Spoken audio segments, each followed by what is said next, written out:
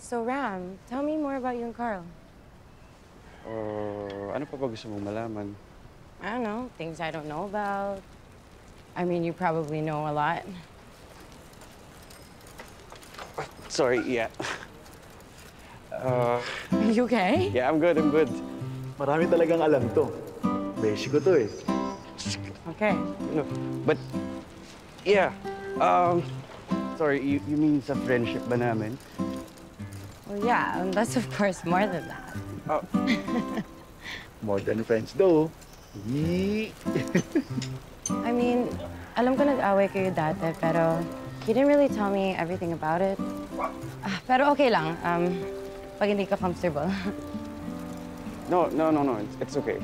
To be honest, nakalimutan ko na nga rin yung reason kung ba't kami nag-away. Pero, and besides, kaayos naman kami before he...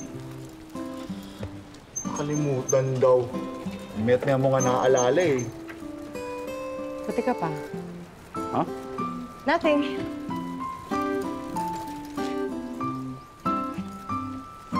Apply mo ng jowa mo. Anong ginawa mo dun? Hindi ako sure eh. Eh ikaw, anong drama mo?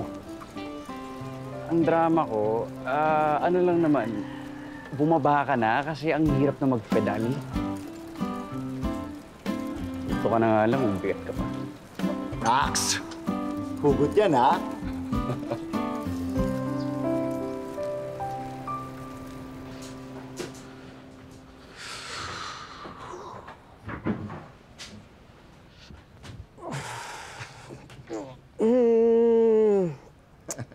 Hindi na lang.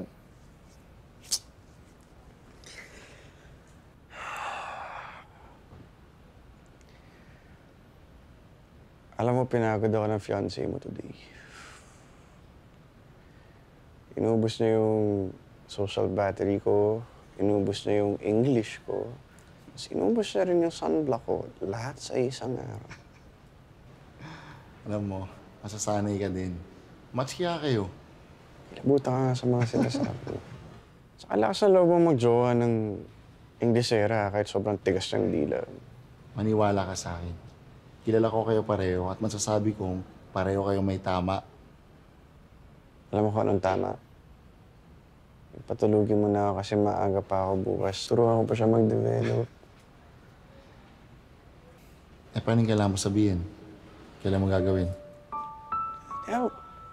Ewan, basta bubuelo pa ako. Di kaya madali yun. Di sana ikaw na lang na yung pumunta sa panaginip niya, tapos nagpakita ka, minulto mo siya doon, tapos ikaw na nagsabi, di ba? Okay. Baka lang kasi mauna ka ng mama mo.